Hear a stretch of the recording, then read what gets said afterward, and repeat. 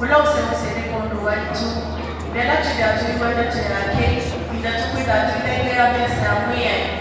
Kusela mesa ni ya mwie bena bina.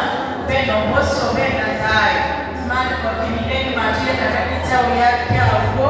Koto kipe wangai. Amili ya kuka mwikio wako be wangai. Amili ya kuka mwikio wako.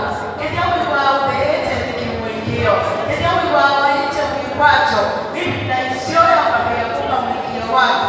Nikamela tupida tunene wade tuyangai. Nikamela tupida tunene ya mesa ya mwie. Ili na wako na uneko. Mimi na mabaini maitu. Na ngaino kweka nisana. Baba katika jina la Yesu, nashukuru mbele zako kwa wakati mwema. Asante Bwana kwa ibada hii Jehova ambao umetupatia siku ya leo hapa kwetu. Ninashukuru kwa kila mmoja umemnenisha kuingia katika ibada hii. Ninatukuza jina lako ewe Mfalme. Maana Baba una mpango mwema nasi. Maana Baba una jambo jipya ambalo unataka kufanya katika maisha yetu siku hii ya leo. Endelea kujiachilia kwako ewe Bwana. Endelee kuchunguza roho zetu Baba katika jina la Yesu Kristo. Chochote kinachoweza kukuzuilia, chochote kinachoweza kuzuilia nguvu zako, uwepo wako kushuka kufanya kazi maishani mwetu wewe Bwana, tusafi na tusamee Baba katika jina la Yesu. Mawazo yetu Baba wa mbinguni ni yatakase, utufikie kufikia kwa kupitia kwa damu ya Yesu iliyo na nguvu, iliyo na uweza. Ninakushukuru Baba mwema. Tunawakumbuka wapendwa wetu ambao wako na watu wako hospitalini. Wakati huu Baba, mkono wako wa nguvu washukie, uendelee kuwaguza, kuwaponya katika jina la Yesu Kristo. Wapo kunao wengine wanaumwa wakati huu Baba, wacha nguvu zako zikaendelee kutembea katikati yetu katika jina la Yesu na kutuponya. Tunabariki jina lako mtakatifu.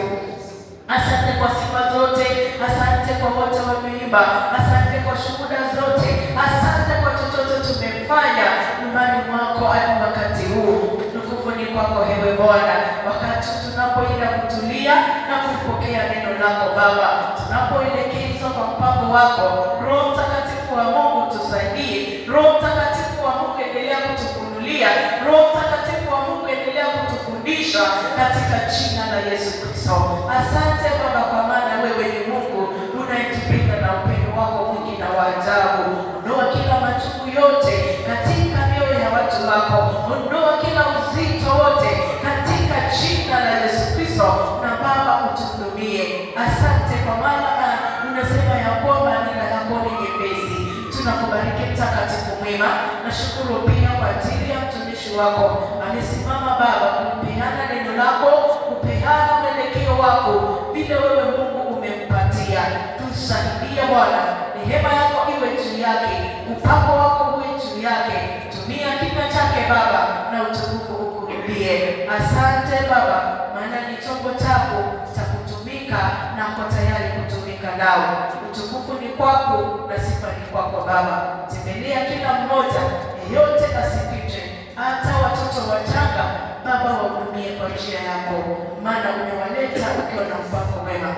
Ubarikiwe Baba na uinuliwe, na ni kwa jina lake Yesu tumeomba na kuamini. Amen.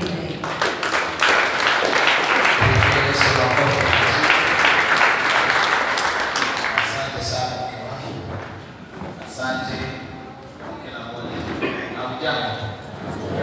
Bwana asifiwe. Ninawashukuru sana nyinyi nyote. Watu wa maana sana kuja asubuhi. Asante kwa support us, mmetuongoza vizuri. Na asante. Kama vile tunavyosherehekea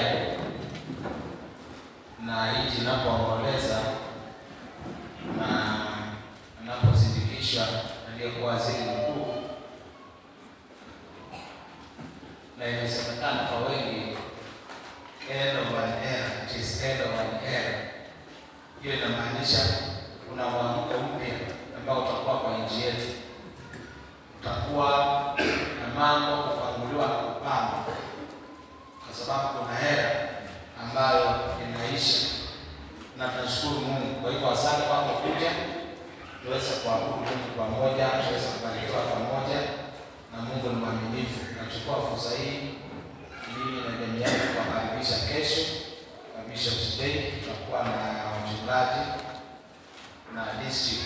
ikija ingine mbali ya wawakilishi, lakini nyinyi kama kanisa tumesema iko open, maana nyinyi ni wenyeji.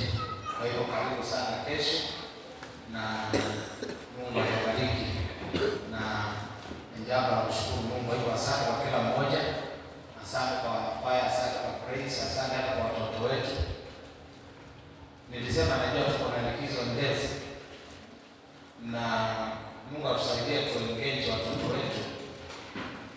Imekuwa nikiwaza, Mungu atusaidie na kile kikao uko nacho wewe mwenyewe hapa, baada ya kuingia nao mwalimu, nataka hawa watoto tuangalie, tukiendelea tuwe na siku moja pengine nilikuwa nawaza tuite talent show, wale waimbe hapa, tutawaanga wale wanaweza kuwa na michezo mifupi hadi wa present hapa, na hiyo ndio tabia kile kinaitwa CBC, kufufua. Na kanisa lazima tuwe mbele, talanta ambazo zimejificha, ambazo zingeonekana kwingine. Uzuri wa CBC inamulika kila maeneo, huo ndio uzuri, kila maeneo. Hapo zamani tulikuwa tunasuluhisha mtoto ambaye ana A+ ama B ama C+, kumbe hiyo sio area yake. Kuna wale hawa ni waende hiyo, wanaenda mpaka white collar jobs. Nasema ndio mama wa ofisi. Ala ndio wote mama analio na failures. Mungu tana hasa kile. Sasa hiyo ndio Mungu amesaidia serikali wanisimame kwamba roho wanaosa hizi la ile yake. Lakini leo ndio unaosa hii. Lakini leo somo kwa Mungu mako bibi. Unaona hapa kilichoongelea. Aliyochoongelea kwa mfano angene mabuti au ipawisu kumbe ile hapa usije watu wao na mama usimungu wao. Lakini shukrani kwa serikali yetu kufungua huo mfumo. Nasi kanisa lazima tuwe mbele. Hizo talanta tusichomoe zote. Sasa ni mwonekeka baba. Hiyo ni jambo zuri, kuna kitu anatuambia. Je, tunawasikiliza? Kwa sababu lazima tuangalie tutawapata namna gani. Kuna kitu anatuambia hapa. Mtu aliyomanda ni anaona mwimba wala ndio maanzia lunch. Waje hapa waipe, wale wana michezo wacheze. Alafu walimu wakusaidia wale mnajua michezo mingine. Pia tusiongeze kuna walimu hapo ambao wanahusika na michezo. Mtu tabiri neti kwa lao kwa hata haya tunapendana sana, pia tunatengeneza hata wengine waende wacheze football. Siku nzima tunawachikia watoto wetu. Bwana asifiwe. Na mpaka sana sisi ndio kanisani ni kama mahali kwingine. Kuna kitu nataka tujenge. Hawa siku nzima na tuangalie lunch hapa wakuu. Sasa sisi tunategemea walimu sana hiyo, lakini tutakuwa na walimu kwa sana kwa children's church. Lakini na zala kila mmoja kitu ambacho tutaelezana ni tuletee. Wengine tutatafuta hata watu wa kusaidia kama ni muziki, wale wanaimba. Kwa hiyo basi sema alikuwa anatiketa siku moja. Hiyo itapanuka mpaka ifikie wengine. Hizo siku moja tawaita atokea Kanani. Mungu msida na wao tunamtumia Yesu. Lima za educator sana keti hapo. Kuna vitu tunataka katika kanisa la Yesu. Mungu atusaidie. Yesu na hata ndio watu na shida mkuu pia sababu haya mazina kama shida mkuu. Pia nasema wasema tutengeneze timu mshindane na teams. Inawezekana. Hata wamama tutengeneze timu ya wamama washindane na teams. Yesu na hata ndio tukaamua mmoja na ndio kama mazoezi. Pia mazoezi ya mwili yanafaa. Kwa hiyo kama kanisa hiyo ndio milango. Mungu atusaidie. Kwa hivyo kama uko na kipawa ambacho kinaweza kukusaidia ile yote, kama unaweza kusaidia watoto wetu ambao wana mchezo, tunaketi hapo. Na niliongea wakati mwingine nasema hata katoke mwingine siku kuambia hapa kanisani. Christmas usiletee tu mistari, tunachoka sana. Tukaanza ni msomo. Hapa ni somo zile kama kadiri kwa neno la Yesu kwa asili. Tusisome mistari tu. Hata watoto wanaleta hiyo skiti hapa fupi. Na hiyo mistari inakuwa ndani ya mchezo. Utaipata rahisi sana. Kwa sababu michezo haiwezi kuzeeka. Hata kama wewe haide ndio kwa maana hii, neema ya Mungu kwa kipindi hicho. Mazao haya mapendo ya maana kwa maana yinga. Kama ndio hapo wasiandae la hiyo mkono. Hakuna. Haiko hapa kanisani sasaidia sana. Haiko kwa kile ndio. Ukono na la kwa mwanzo ndani mwanzo wa mbele kwa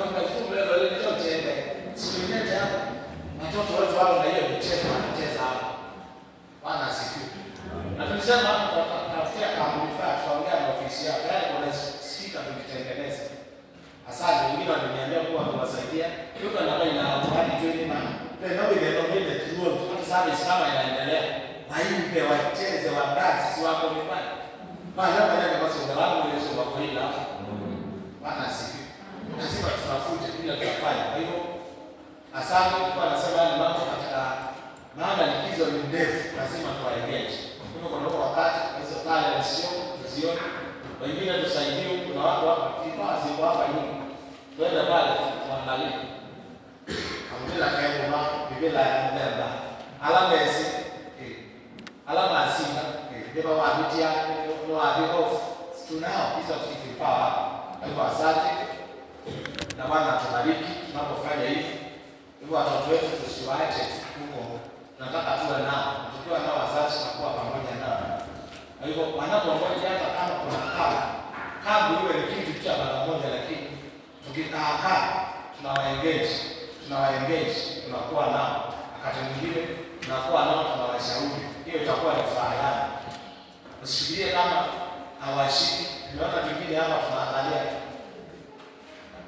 Tunajaribu kuruka. Alipokanya sisi alama mbaya. Bwana asifiwe.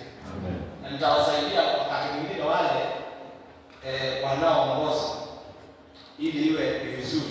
Hata kwa imani itakuwa ni kuwasaidia. Nilipokuwa shuleni, nilipokuwa tunafanya PE, nilifanya PE, nilikuwa tunarukia ndani ya tunafanya vitu cut screen, vitu vingi. Na tukienda mashindano, tulikuwa na kitu kinaitwa kumaka organize, mahali mtachezea. Alafu wale wanaangalia sisi multiplication sama ni hapa ya sama ni nani. Sasa kitu kimoja wataangalia ni stage management. Sasa tumeweka tumekenge sehemu hii. Alafu unaenda kwa namba moja, wala wewe tumetumia kwa demo. Mjama kwa sababu maximum uso ile stage. Hivyo naomba hapa imani Mungu atusaidie tujue stage management. Bwana asifiwe. Amen. Na nitawasaidia ndio nilete ujumbe sina mdhamini. No, toi bamo uko na kabunda leo kute mtu mmoja anaweza simama hapa na hii ya kwanza. Wekela kabunda kama nikaenda hapo kuichoa ndio kaendelea mimi. Mwingine anakuja hivi. Na mwingine anakuja. Ingine hii. Alafu pale nyuma. Hii inamsaidia. Bakele na kazi hiyo simama tu hapa nyuma. Ruka moja. Hapa mwisho. Bwana asifiwe. Sasa nitaanza kuwasaidia kwanza asikike naona kando wangu yote tena wale kwa moja. Sasa stage management. Watu wakiangalia wanaona balance. Kila mtu anamuona. Hata kama uko nyuma unaonekana. Kama uko mbele unaonekana. Hata kwa najua wanapanga hivi. Mungu atusaidie. Bwana asifiwe. Amen. Nataka mlete neno. Haya mengine tutaendeleza. Tumesema tuna revival baada ya ibada hii. Ilimani tumesema tuna maombi. Ni vizuri tuombe.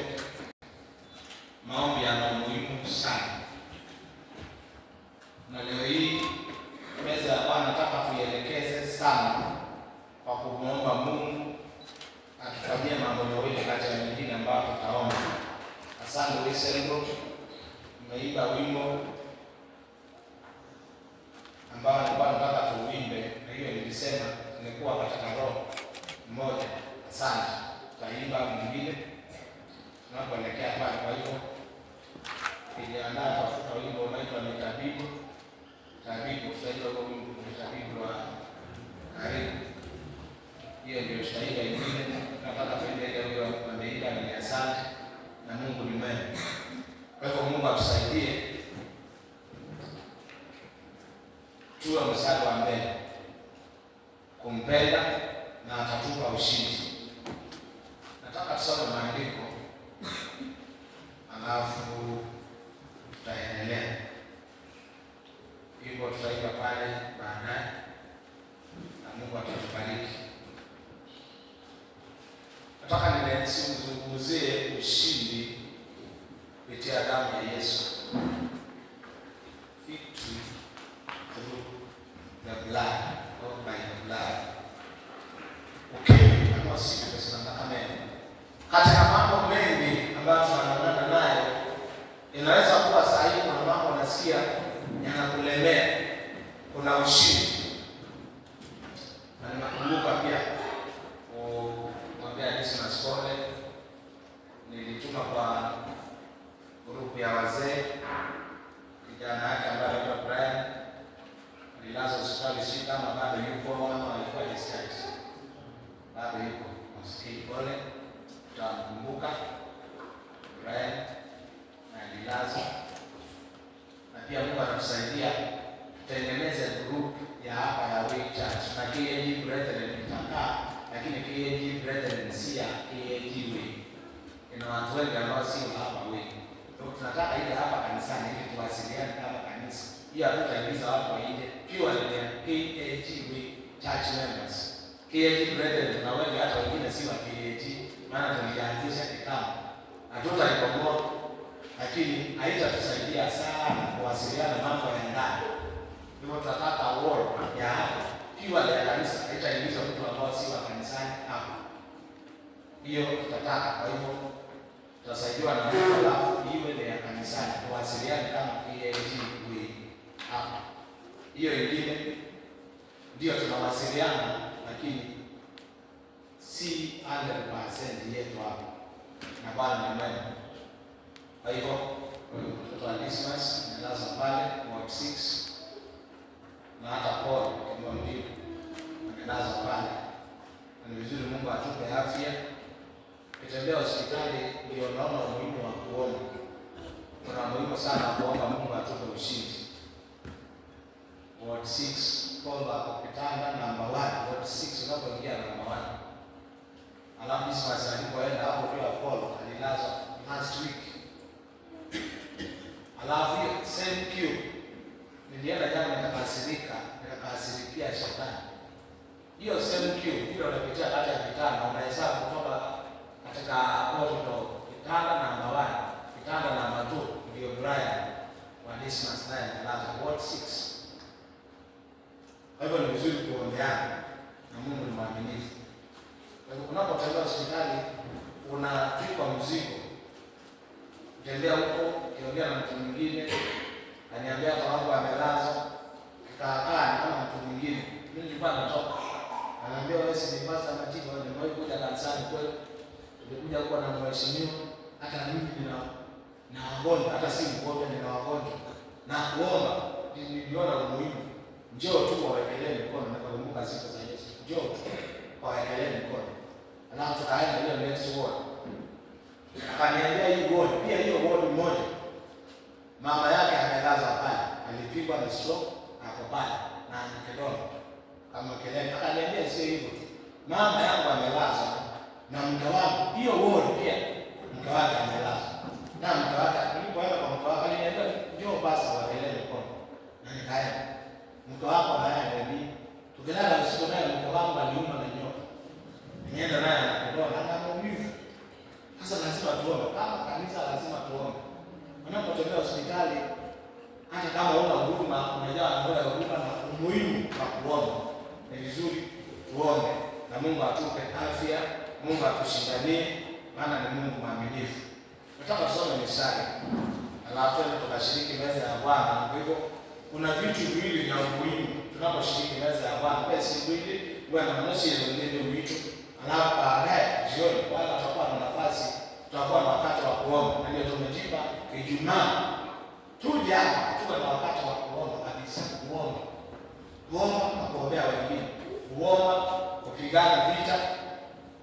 Maana ni jambo la maana na Mungu atakuwa mwaminifu wa kutupigania, mwaminifu wa kutushindania na atatenda mema. Leo tukimaliza tutakumbuka hao wapendwa na wengine ambao ni wagonjwa, wengine ambao wana wagonjwa, pia Mungu atusaidie. Tutakuwa na watu wetu ambao kwa sababu ya kuwa na wagonjwa hawezi kuja kanisani. Ushirika kule vijiji tunatafuta watu tu wa kwenda fellowship nao. Kama tutakuta watu wachache wanashiriki nao itakuwa vizuri. Maana tunao watu kama kina nao wengine si rahisi. Maana mgonjwa aliye naye anataka attention kubwa. Tunaona kama akina kale mama yao anataka attention ya kila dakika.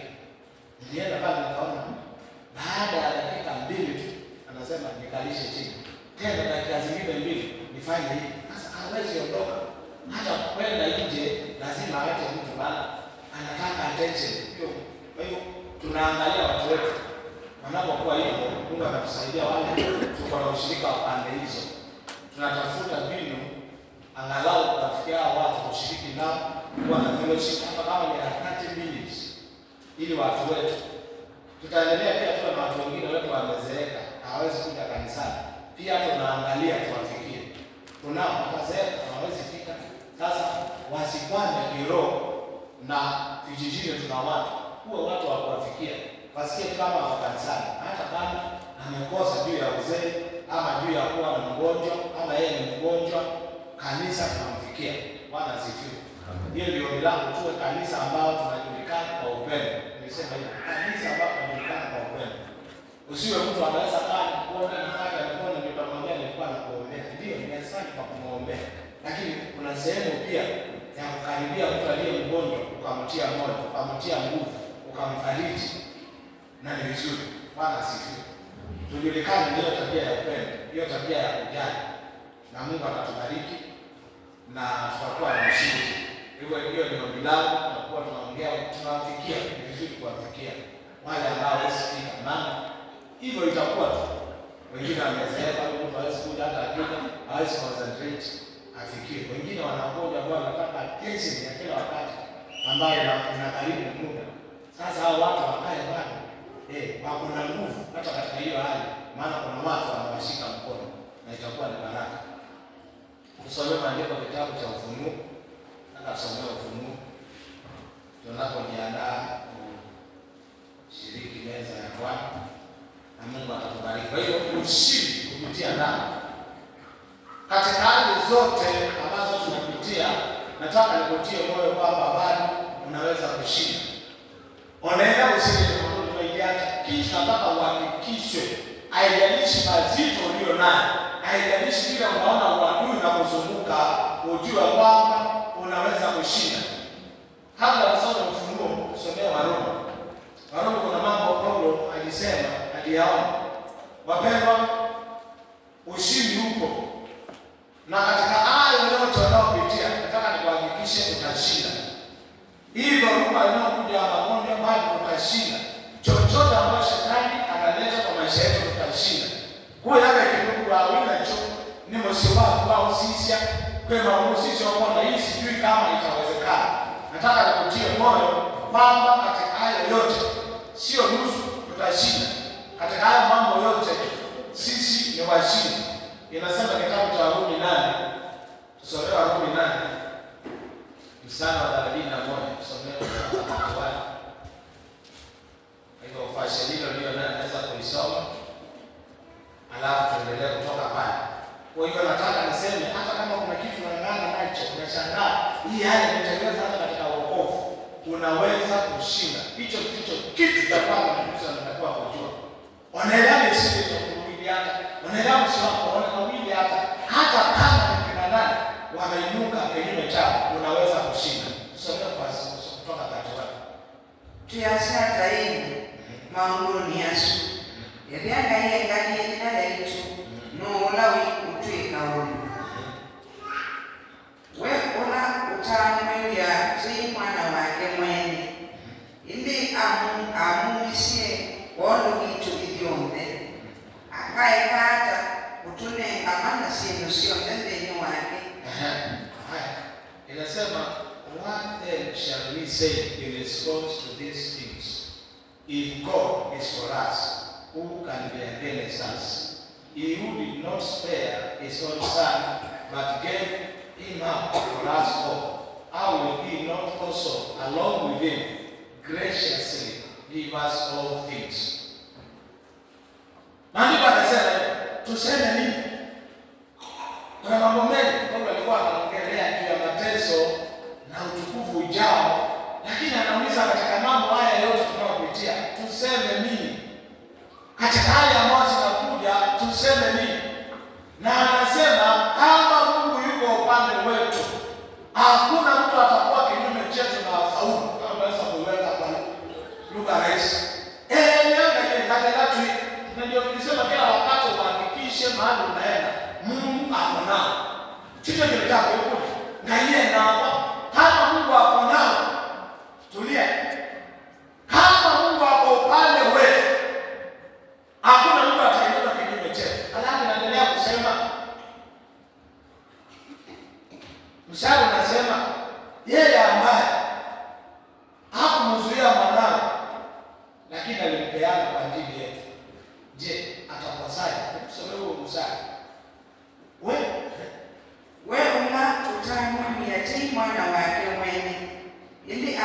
amumisie kwonu witu ilionde akaeka hata kutunenga mana sindu sionde ndeni wake endo ngaye kioro nene pio maisha yetu maisha ni maitu. Mungu alitenda jambo ambao ni kubwa zaidi, inaitwa kumtoa Yesu ili tuokoke. Jambo kile kinene ni la kupita kwa Mungu. Nenda hiyo umisi Yesu kama Mungu alimjana Yesu kwa ajili yako uokoke. Je, uponyaji ni nini? Je, kukubariki kwa kazi unayofanya ni nini? Je, kupigana vita vyako ni nini? Hiyo ndio maandiko yanamaanisha. Kama Mungu alituma Yesu aniokoa, hiyo ndio kubwa kupita vitu zingine zote. Kwa hiyo ndio kinende na maandiko maasi akae kaka kutune ndesindu sio ndio ya Kiingereza yangu ana mimi nasema graciously, yani Mungu Kisha Mungu sio atutangie kaya kutune ndesindu sio ndio hawezi kushinda na kukupa ushindi. Kama yeye anakutangia wewe mwana kama Mungu alikuokoa kwa umepotea, hayo mengine unaosema ni kidogo sana. Hiyo ndio msana na maanisha. Hawezi shindwa na hayo mengine, hawezi shindwa na kukupa upendo, hawezi shindwa na kukupigania, hawezi shindwa na kutuponya. Kama alitoa Yesu tuokoke, hiyo ndio kubwa kuliko zote. Hii ni kwake ni rahisi. Hii ni kwake kunene ni rahisi. Endelea. Nuona wima bingani asia alibema ngai niwe umatalila ulungani nuola wa masilela Kristo Yesu niwe wakwiye na kuvitukao niwagayo kiwe kumakuni na engali yakoko kwaume kwa ngai na ingi niwe utuboya. Maandiko amesema kama alifanya hivyo, yeye ndiye aliwaita, ni nani atawahukumu? Na lazima tuelewe kuna tofauti ya kurekebisha mtu abadilike na kumhukumu. Juzi nilikaa kikao mahali. Nilipokaa patokea wandugu wawili, mmoja tulipoketi kikao akasema mimi sitambui fulani kama ameokoka, simtambui kama ndugu. Na nilipoendelea kuongea nikamwambia ukatize kidogo unapoendelea kuongea na ujue si wewe unayeokoa. Inaweza kuwa mtu amtambui si shida, wewe si wewe unaokoa. Ndio maandiko yanasema. Unajua saa zingine tunaweza kukumiana sana. Si wewe unayeokoa, unayeokoa na ndiye anahesabia ni nani. Hapo yule anasema usimtambue kama sikiza si wewe unaokoa. Inawezekana kwa uko na mizani zako lakini anayeokoa ni Yesu. Bwana asifiwe. Wapendwa, Mungu atusaidie. Endelea 35. Nuona witu banasia na wendo wa Kristo. Imonyama kanawo kanadina kanayoa kanambikiwa kanamwisho kanaoviu uno kwandikitwe wonu waku twiwawa muthenya wonde. Mapenda kuna vitu vinakuja. Nataka kusoma hiyo mstari uielewe. Somea 7. Katika haya mambo yote yametaja na mengine ambayo yako hapo chini. Hakuna kitu kinaweza kutenganisha. Katika haya yote tutashinda. Na 7 somea hiyo. Aiye mambo ni asuonde nitukilia minya mno kono wa ula watendi. Kwa hiyo hata shetani anapoleta mambo na mengine ambapo chini tutajisomea. Maombalama yatawaje sabani matotaane na ngai. Maandiko maasi na wakati wametokana na ngai. Maandiko yanasema katika haya mambo yote tutashinda, na inaongezea hapo ndio mstari unasema uliamua na ngomasi. Na sisi ni zaidi ya washindi. Bwana Mungu ni lazima nidebete hata mtu kupiga bila. Someke zaidi hapo tuendelee. Ushindi ni bwana. Na nilikuwa nataka nitie mtu mmoja hapo. Hata kama unapitia nini utashinda. Wewe leta wewe leo ni ushindi. Bwana asifiwe. Wewe ni mshindi. Haijalishi kile watu wanasema wewe ni mshindi. Tusomee Kiswahili hapo nyingine hiyo yako. Lakini katika mambo haya yote tunashinda na zaidi ya kushinda kwa yeye aliyetupenda. Katika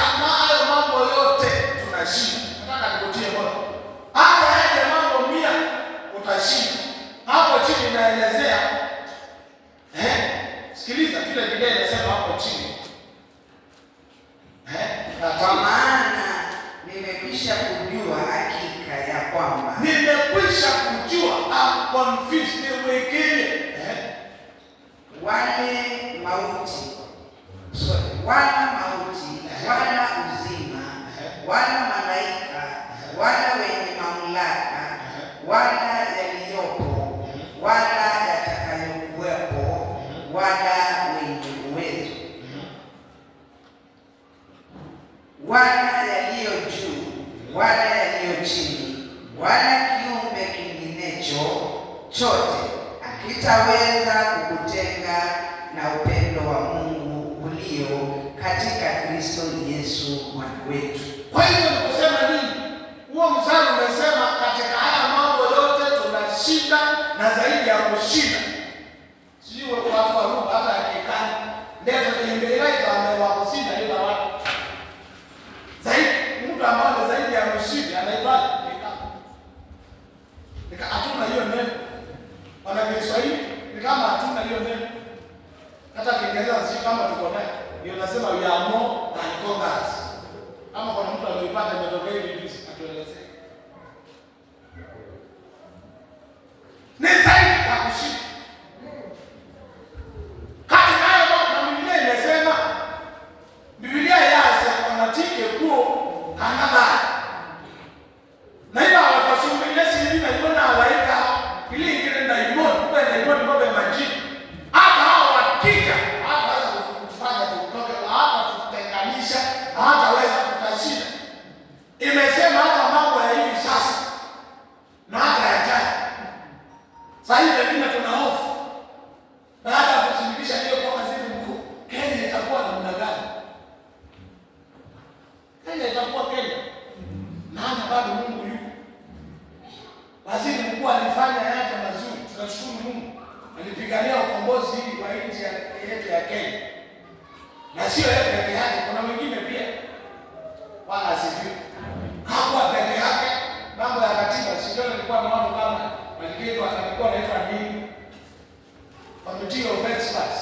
Na kuna mmoja ambao pia alikuwa wetu kama alikuwa anaitwa Zama Keto. Kwa hiyo si yeye peke yake, lakini aliongoza mchakato mzima pamoja na wengine. Kwa hivyo Kenya bado itaendelea. Lakini kutakuwa na mabadiliko. Bwana asifiwe. Lazima kuwe na mabadiliko. Maana alikuwa ameshikilia area kubwa na akajenga ngome kubwa. Sasa kutakuwa na mabadiliko. Kutakuwa na rearrangement katika nchi yetu. Lakini bado Kenya itakuzidi kuwa. Bwana asifiwe. Kwa hiyo sisi ni washindi. Kwa hiyo Biblia inasema mambo ya sasa Kenya tunaogopa nini? Hata mambo ya jana. Kama mwili au wiki au ndugu Kenya wapiga Biblia hata ikiona huko ni kasi ya present hata future. Hatutaogopa sisi ni washindi. Kwa hiyo andika kama muone hapo mimi ni mshindi na zaidi ya kushinda. Ushindi tunaendelea toka hapa somo tangazo ni Yesu. Tusomee Ufunuo sasa. Kwa hiyo hata shetani anapokuja imesema ushindi katika damu ya Yesu. Na huyo yeye maana anaongea yuko utani utaweza. Mungu atakuwezesha. Uko mahali pa sawa. Mahali ulipo Mungu atakusaidia japo ni uwe na hatua. Ufunuo 12. Somea misali miwili pale. Kitabu cha Ufunuo kiliandikwa na Yohana aliyekuwa analeta ujumbe kwa makanisa 7 ya Asia. Kwa anawaandikia wako ujumbe na pia mambo ambayo Mungu amenena ya siku zijazo. Nataka tusome sura ya 12. Tusome misali miwili hapo, alafu tuongee machache tunapojiandaa. Wewe ni mshindi. Ukieba na yapo kabla wisi, na yapo kabla na kilichondeke kwa emea. Mungu tuliosini. Some mstari wa 11. Ukianza hiyo sura hapo mstari wa 7 utaona vile kulikuwa vita mbinguni. Some 10 and 11. Revelation 12. Na leo wasomanene tu ni uchasi. Yube utangi na bina na usunge wangai waitu na ukomu wa Kristo wake. Nundu mubinganisha wa anasa maitu niwe brandi. Ula mabingani yase. Bewa ngai waitu muthenya na utuko. Yohana ambaye anaandika akiwa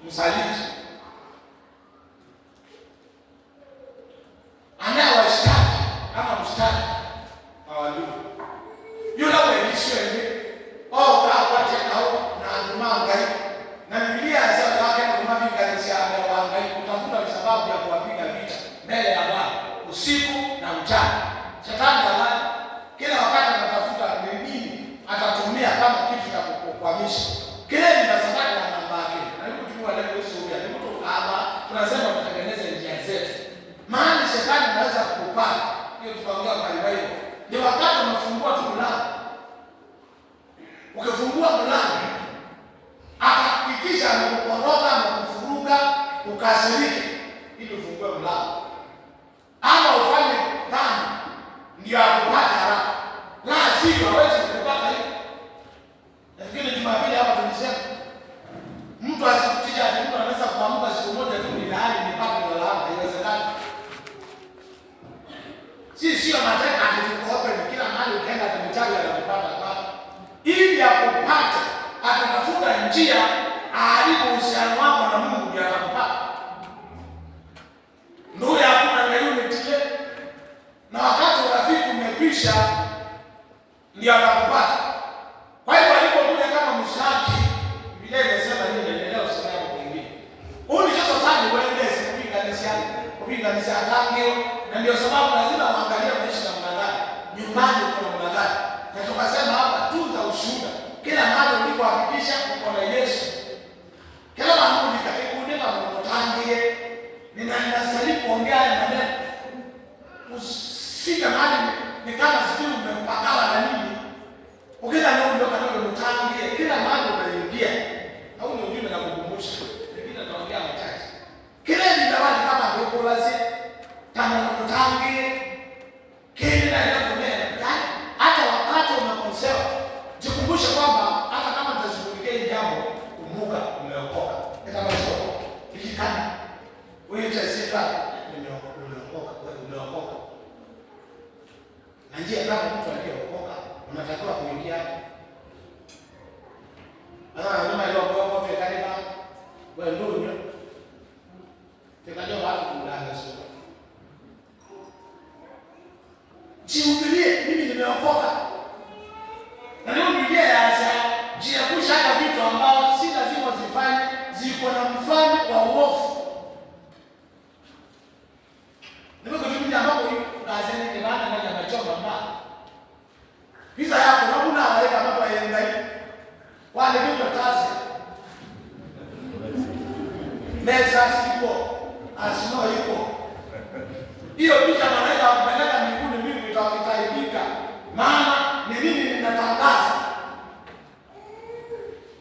Naweza kula nyama pale na nisiamke, lakini sura yako si nzuri. Lazima nijitenge hata wa Yesu. Lazima ujitenge, maana zingine ni mitego inaanza hivi. Kama mtu wa Mungu kuwa na msimamo. Maana shetani anatafuta namna. Ni kama Biblia nisoma mbele ya sisi alama. Baba sifi. Hata nyumbani angalia shetani asikushtaki. Shetani anakoshtaki. Ya kama kwa ndoto anajua kwanza niliishi maisha mabaya. Hata lazima wewe ingawaje miaka hii hizo zimepungua. Hamba miaka hata kama 100. Tukajema haya ni yeye 1920. Ila kwa Musa na hiyo picha inakukumbusha nini? Ni ukumbusho wa nini umeweka kwa baba yako? Hasa ni kumbukumbu ya nini? Wewe unasaidia shetani kutangaza. Kwa hiyo kuna vitu tayari mahali yako hata kama ni asibu. No. Mungu satani kushitaka sio. Acha kaisia Mungu wako. Angemwambia lazima uangalie hata kama ni kalenda umenunua. Kasia una nani mbaya mama na kalenda sia ita kazi na kazi. Ana rosta, anaweza na ikuwa. Tukondo kwa ile ni bora. Mimi nataka. Lakini hiyo mambo kama kwa makazi ununua ngai tangaza kwa msikali. Na unaokoka lazima mfikiri waangalie kutoa. Maana unafikiria ni ndogo lakini ndio shetani anatumia kukushaka kwenda za Mungu. Bwana asifiwe. Wengine Mungu anaangalia shetani anawashtaki kama watu Mungu angalia watu wako. Kwa shetani ndio msemaji. Nemo watumia kutoka Yesu. Anajua wakati watu wa Mungu wamekiuka sheria za Mungu. Anaenda Zaburi moja akiangalia waisiati katika mambo wanataka kubarikiwa. Wale wananunua taenda kwa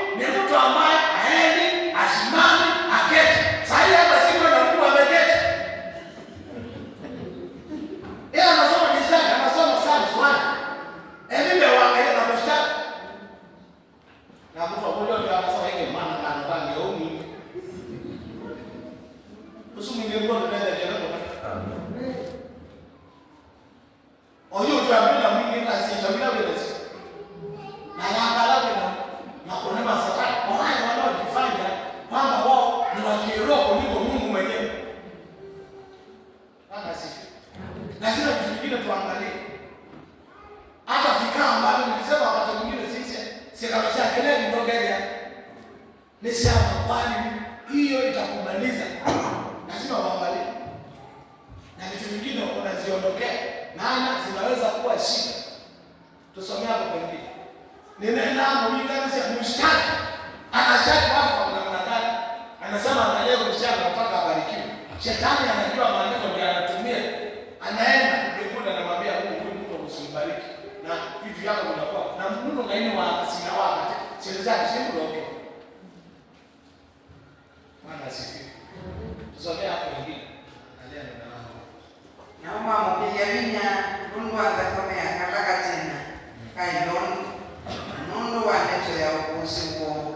Kwa kuna Satani mkepo kulinganisha siri ni hiyo. Tunaweza kumshikilia hata alipokuja walimshinda. Alipokuja walimshinda. Maana Mungu anatupa kushinda. Tusomee 1 Corinthians kwa neno la Mungu machache. 15:57. Kwa nini wale ni tano sawa mtaka mmoja. Na kama ya Yesu ndio leo nyimbo nyingi hapa zinatuongoza hivyo kutoka katika hii hali ya kuelewa ushindi uko katika damu ya Yesu. Hiyo ndio nataka tuzungumzie katika chache. Mungu anatupa kushinda hata nini ikija. Ndio Biblia inasema Mungu ashukuriwe, kwa mstari unasema hivyo. Atupae kushinda katika Kristo Yesu. Kuna ushindi katika Kristo Yesu. Kinyume bya ibidwe kwanga na tunenga Biblia kuonwa mwili wetu Yesu Kristo. Basi ushindi wetu utegemee nguvu zako. Ni katika Kristo Yesu. Hakuna kitu unaweza fanya ili uokoke. Hakuna. Ni kwa neema. Na unapookoka unaanza kutenda matendo. Kwa hivyo ni vizuri tuelewe mambo yanayotoka kushinda. Ni kitu kushinda si kwa ya Yesu. Kupitia damu ya Yesu. Kwa hivyo damu ya Yesu inatufanyia mambo mengi. Na kile damu ya Yesu Yesu kutoka ndani. Biblia sasa tunaenda kushinda. Na kama ya Yesu itoka kanisa mundu wake kama ya Yesu ndio tusobea. Redemption na protection. Sio bonena na katika nini? Ndio kitu kinaendelea sana. Na kama ya Yesu kazi yake ndio inatuokoa. Na kama ya Yesu tunaokoka. Tunaimba hivi. Sio shida mpiza kangu ina Yesu.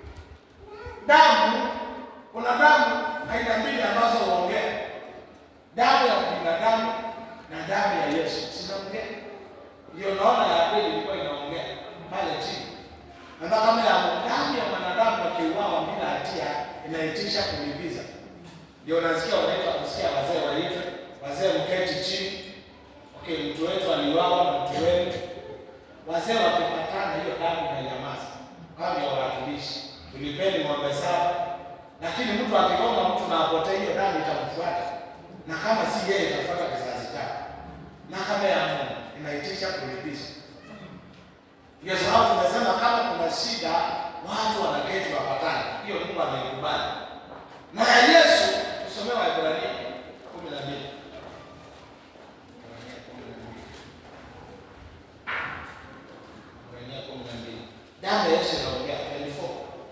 Inatuambia aina mbili 12:24 ya damu ambazo huongea. Basi damu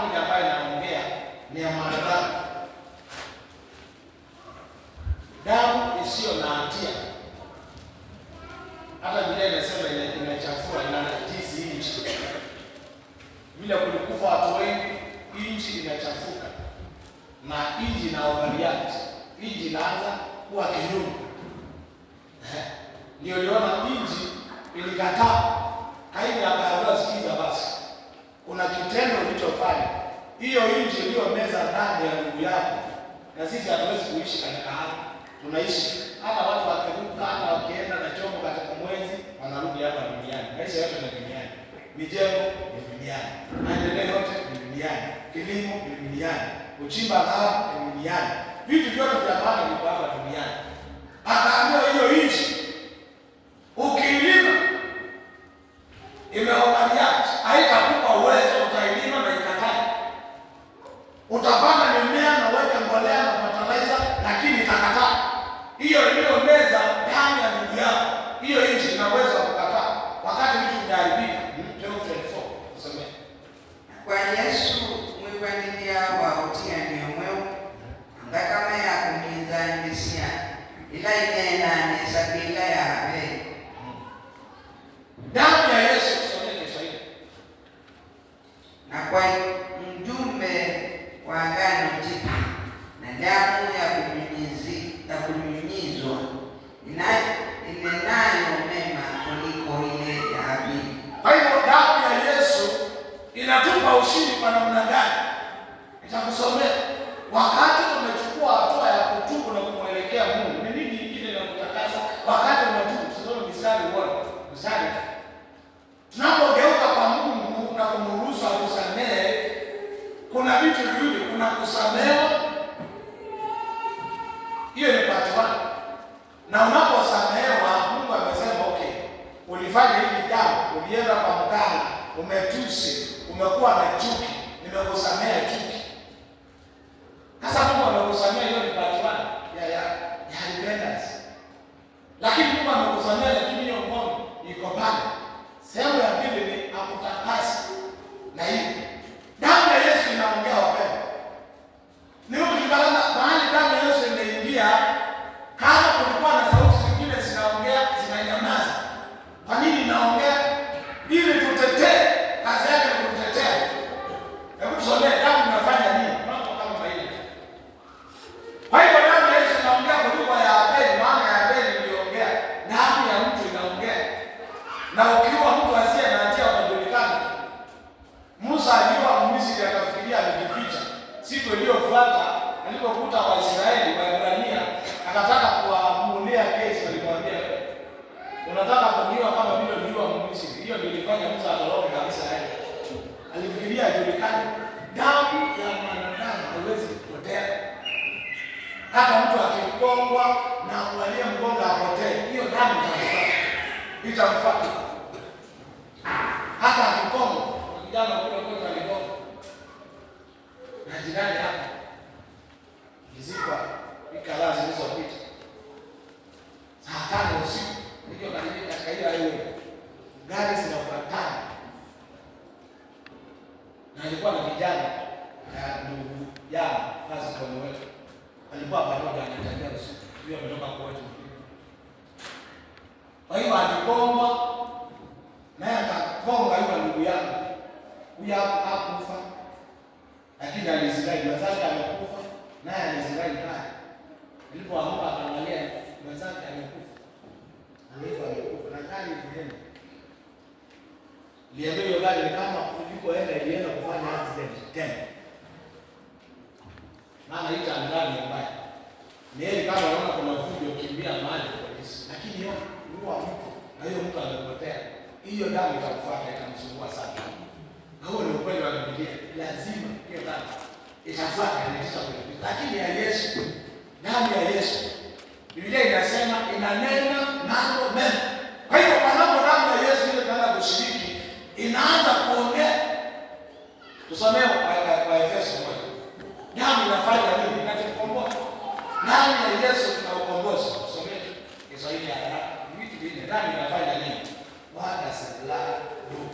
Damu inafanya nini? What the blood does. Kwa Efeso 1. It redeems us. Damu inatukomboa. Na kama Yesu tunakomboa kanisa. Ndio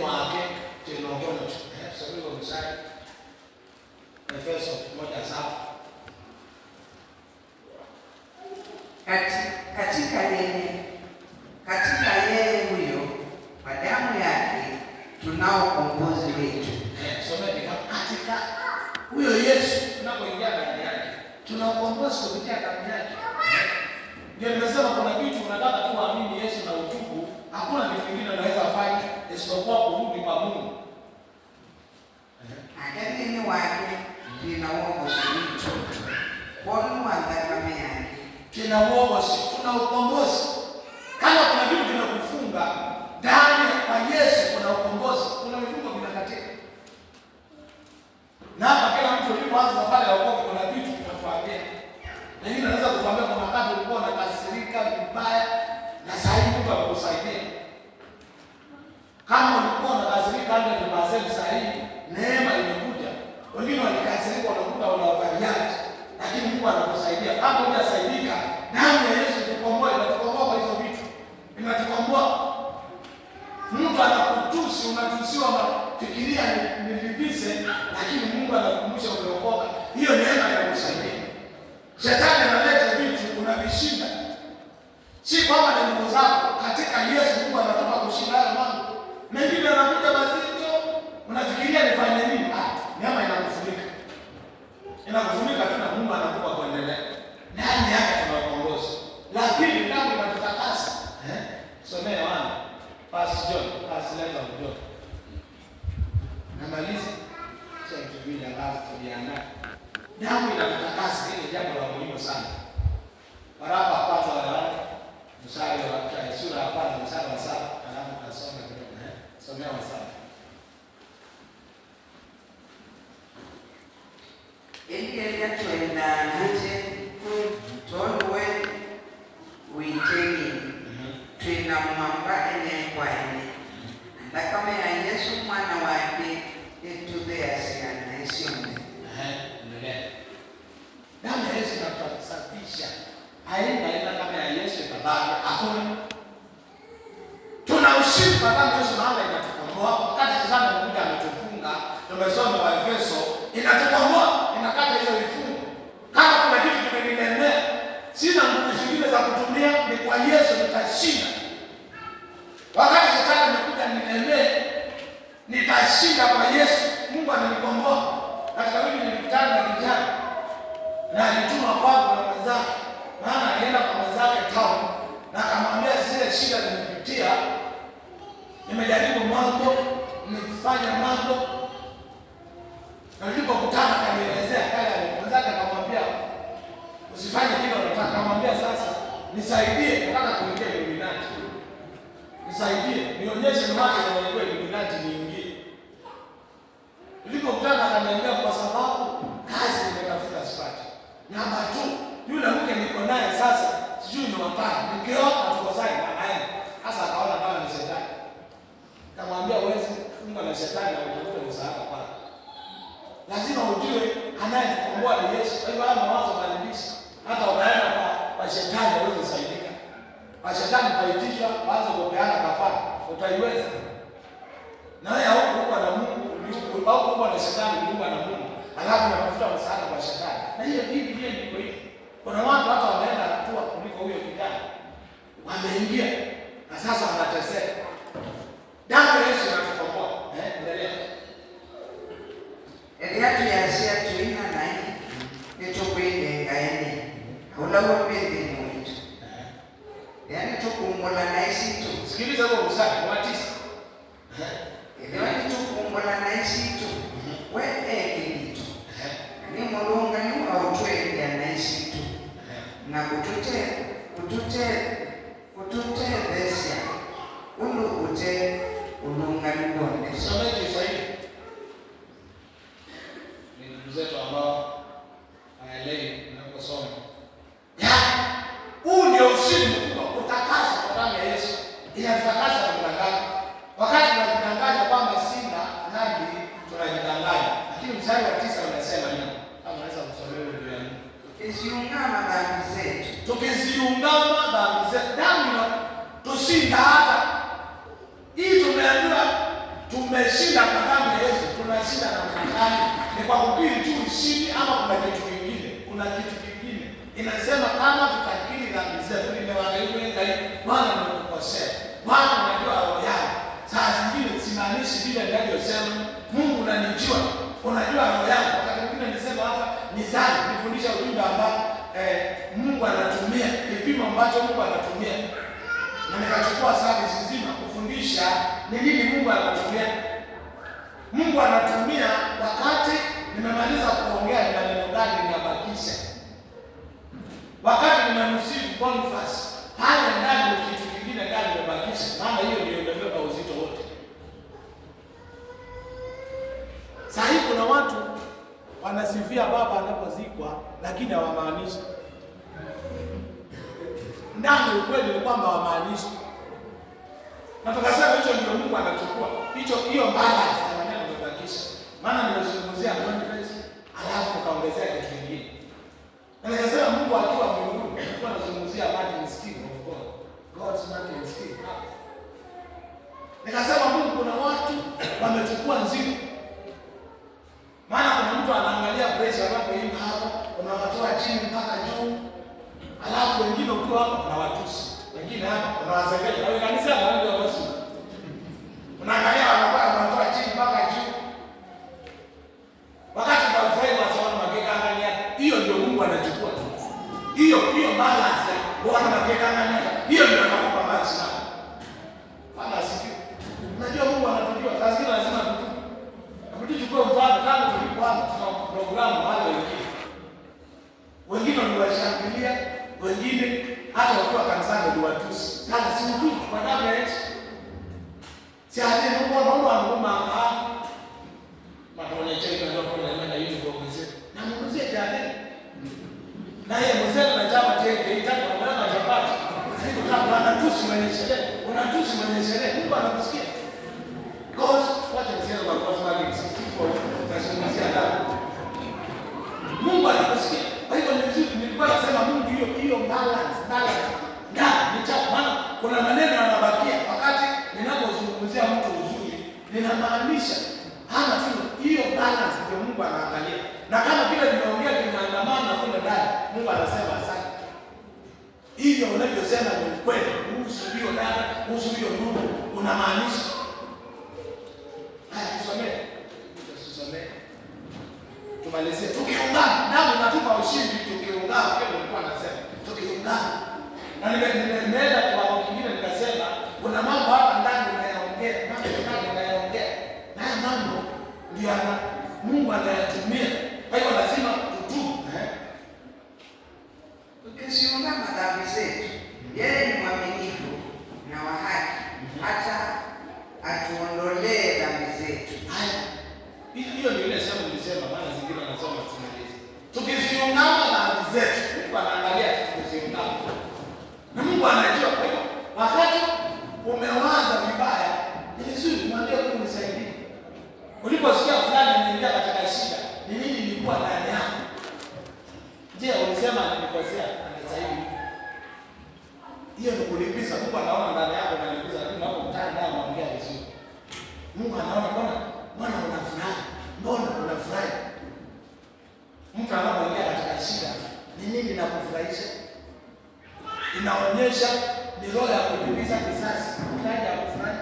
Lakini unapotenda mema, kama Mungu atakupa hiyo neema siku moja, mtu akakukosea na ukachukua hatua za kufanya mema kumhusu, wewe ni mshindi. Mungu atakupa ushindi. Kwa hiyo tukiungana, Mungu anaangalia unaungana dhambi namna gani.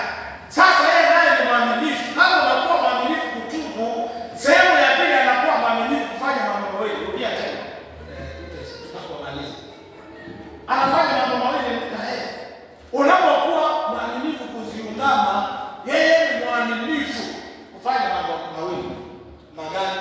Yeye ni mwaminifu na wa haki hata kutuondolea dhambi zetu. Yeye ni mwaminifu na wa haki. Toka kumulani. Saa zingine tunamcheza na kutubu. Mungu anaona unakuja unatubu, lakini kile kwa kitu ni itaingia. Maana utaenda wala unakula mkuka unaenda. Mtu aliyekuwa msherati wende kula na wende kutubu kile unapo wende kulala. Mungu ni mwaminifu. Unapokuja mbele zake na wa haki, ni mwaminifu na wa haki.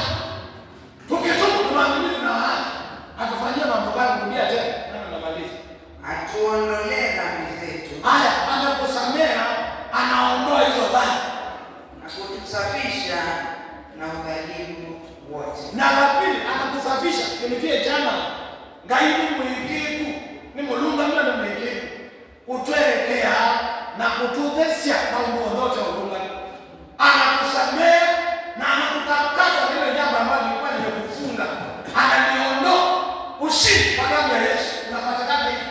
Kwa hiyo unapokuja Mungu anakusamehe. Naye mtu mwingine anabaki akijua vile alikujua. Hivyo ndio nilisema Mungu atusaidie. Saa zingine tunakalia kiti ambacho si chetu. Unaweza kuona mtu vile unamjua lakini kumbe alikuja kwa Mungu na akatubu na umebakia pale tunasema hiyo fulani. Hakuna kitu hawezi kuwa ameokoka. Wanasema kama hiyo fulani simtambui kama ameokoka. Simtambui. Umtambui. Si wewe unaokoka. Wewe hujui ni wewe unasema hata wakati mtu anaenda usimhukumu vile ulimjua jana. Hujui wakati nyakati za mwisho aliongea nini na Mungu. Kama alikuwa hai, akiwa hai anaweza kuongea mambo yake mengine mabadilike, lakini anapoondoka hiyo faili tunafunga na tunaachia Mungu, kumwambia Mungu hii faili ni hapa. Sisi tunabaki pale tulio hai. Aliyeenda anataka kuongea mambo, tunanyamaza. Bwana sifiwe. Wapenda Mungu atusaidie. Tunapojiandaa kusomea kazi hapa. Na hii ndio inafanya tuhesabiwe haki.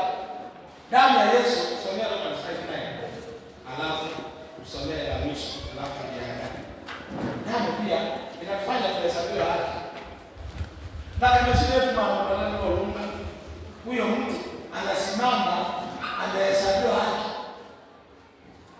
Ni kama ile kosa tangu wazaliwa alipokuja atubu kwa damu ya Yesu. Mungu anakuhesabia kama hujakosa. Ukienda kwa faili zake, wewe ndio unamkumbusha na siku ulikuwa mlevi. Yeye kwanza akumbuke, alikusamehe 5:9 Romans. Alafu tusomee Exodus alafu tusomee meza ya kwanza. Ndani ya muda ambao tunaweka. Wapenda kuna ushindi kwa damu. Na kama ya Yesu ndio ushindi. Nikala wena. Basi ambao ushindi. Sababu dhamira ambayo inakumbuka. Songea kwa Bwana. Chochote ambacho ni tatizo. Mwambie Bwana ninamaanisha. Ninajua. Hata mambo ambayo mtu hayajui. Yosha. Na anapotuosha pia atukone. 5:9. Alafu soma. Warumi. Indi mbemo no vitu taliwe nyumba mungu amekamea yake. Na hapo kama na yotai kana hata kama unafanya mambo mengi unapokuja Mungu anakutenda. Unapomwambia Bwana nisamehe, we are justified. Just as if they had not sinned. Na hesabiwa haki. Justification. Katika wokovu kuna hizo vitu. Hiyo inaitwa justification na kuna kitu unafanya ni kutubu na unakuja kwa Yesu. Alafu kuna process ya sanctification. Kila siku unaendelea kukaa kama Yesu. Hiyo ni hatua ya pili. Tukielekea hatua ya mwisho ambayo inaitwa glorification. Siku ambayo tutakamilika tuwe na Yesu milele. Wapenda damu ya Yesu inatutakasa. Tusomee Exodus 12:13. Alafu tutaka tujiandae kuingia kwa meza ya Bwana kwa hiyo wimbo na kuwa tunaandaliwa alafu tushiriki. 12:13 Exodus. Kilichofanyika kwa wakati wa Pasaka ya kwanza ni nini iliokoa wapendwa? Waliliva na nini na damu kesho hiyo. Malaika alisema tukija damu si kwamba inatutakasa lakini pia inatupa ulinzi. Inatupa ulinzi juu ya pepo wabaya, inatupa ulinzi juu ya mikosi. Na kama damu ya Yesu inatulinda, hiyo ndio mwisho. Alafu taenda kujiandaa. Nataka mimi umanupe nyumbani ila mwe. Ila ndio nataka mimi ngapi tutayo wenu. Someke zaidi. Waliambiwa nini nikija damu itakuwa ishara. Ile damu itakuwa ishara kwenu katika zile nyumba mtakazokuwa.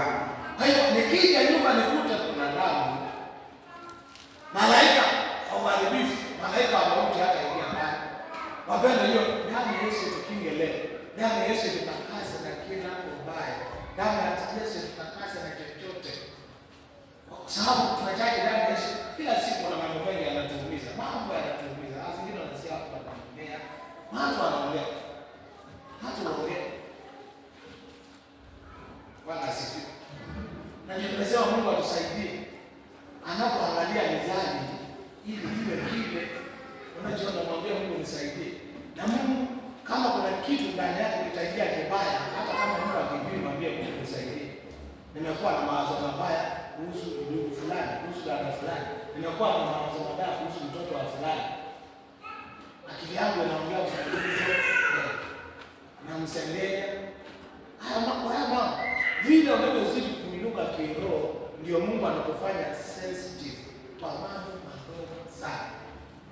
Mnawacha badala ya ni serious. Munongea na kujua wewe kaya kile na mawazo kiswali kikuu kaya pia hivi umefunguaza vibaya. Mungu ndiye anataka Mungu anakwenda. Mungu anakuambia hii angalia itakuzuia upendo. Haya mawazo ya tuba ya mawazo. Maana Mungu anayajua, lakini anataka umwambie Mungu haya nitakase kwa damu yako. Na sio hiyo tu, Mungu ni nini? Na Mungu ni mwaminifu. Bwana asifiwe. Wapendwa, kanisa la Yesu ni kanisa la ushindi. Usikubali kitu kibaya ukae na mawazo ya mlemazo na shetani. Twende mbele za Bwana, tumwambie Mungu atusaidie. Hata wakati unakasirika, tukisema hivi, hakuna mtu akasiriki, dunia hii imejaa mambo. Kwanza ni kwa kila mara. Mwambie Mungu nisaidie kusamehe. Nisaidie. Maana unakutana na jambo. Nataka tujiandae kuimba wimbo. Wachungaji wametusaidia kuandaa meza ya Bwana ndio tuweze kushiriki. Na tumaliza kwa muda uliobaki tunapojiandaa kwa revival. Tuna revival baada ya kuwa na nafasi. Jumapili ijayo tutakuwa na ibada mbili kama kawaida. Wale upenda service ya kwanza, karibu service ya kwanza saa 1, wale wengine service ya pili saa 4:30. Tunapokuwa na service moja usikuje saa 4:30 wala service ya pili kuja saa 5. Maana upenda tuwe na saa 5. Okay. Taka tuimbe ule wimbo. Kwanza tuombe ndio mchungaji atusaidie kuandaa tunapoimba ule wimbo. Ambao tunasema tunawimba kabisa. Na Bwana atubariki. Nikwenda mbele za Bwana kuandaa wako mwambie Bwana nipe kushika, mwambie Bwana nisafishe ndani kwako. Nasema wewe ni mahali. Maneno niliyonena, mawazo, chochote nikomoe, nifungue kutokana na chochote. Ni hasira, ni kukusamea, ni nini? Mungu akusaidie. Wengine wameumia, wamejeruhiwa na maneno, wamejeruhiwa. Kuna taarifa ulisikia watu wakikuongelea, wasamehe, mwambie Bwana nisaidie, nioshe madamu yako, nisaidie kuwasamehe. Watu wanapanga maneno. Baba, katika jina la Yesu ni asante. Bwana, mchana wa leo tumekuja katika ibada hii ili Bwana ukatutakase kwa njia ya kipekee. Tunaomba utakaso. Maana utakaso unafuatana na revival. Utakaso unafuatana na uponyaji. Utakaso unafuatana na ushindi wa ajabu. Utakaso unafuatana na mambo mengi mazuri. Na Bwana pia utukinge na adui, utukinge na mambo ya ibilisi. Hata walio na magonjwa utuponye, utufikie maana unatupenda. Asante Mungu wetu. Tubariki tunapojiandaa kushiriki meza ya Bwana vile ulivyotuagiza. Asante maana wewe ni mwaminifu. Katika jina la Yesu tunakushukuru Bwana. Wale wanaweza simama, wanaweza simama.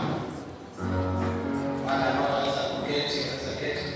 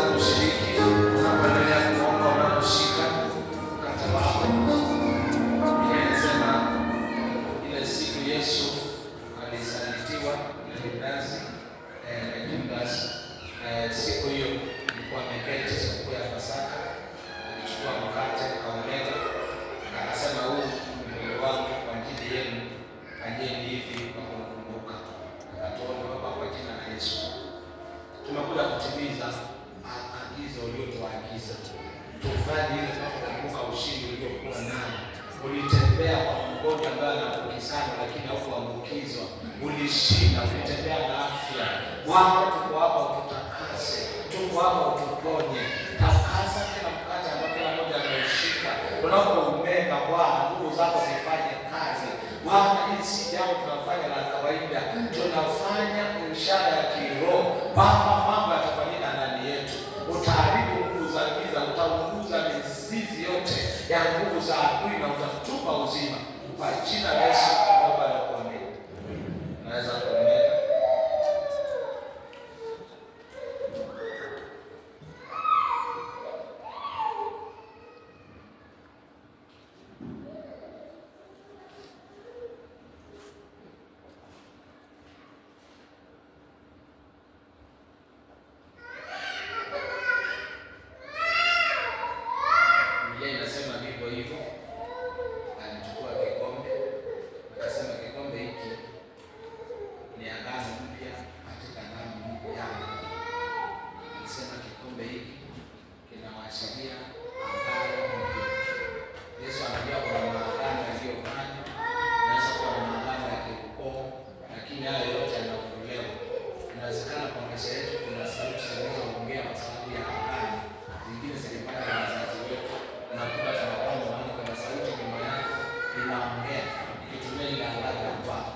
Yesu anasema hii ni agano mpya.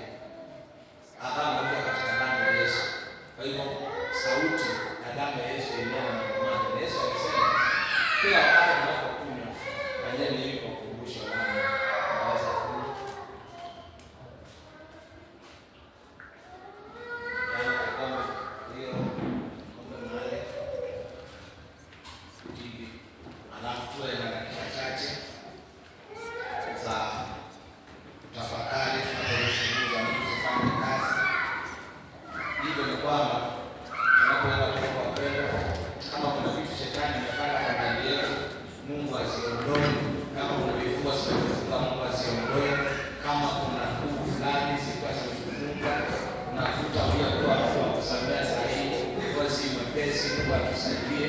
Dakika chache mbele za Bwana, dakika chache mbele za Bwana katika jina la Yesu. Ni wewe Bwana, ni wewe, ni wewe Bwana, ni wewe, oh, ni wewe Bwana. Baba, tunasikia wewe kwa sababu ya oh, ni wewe Bwana, ni wewe, ni wewe Bwana, ni wewe. Ni wewe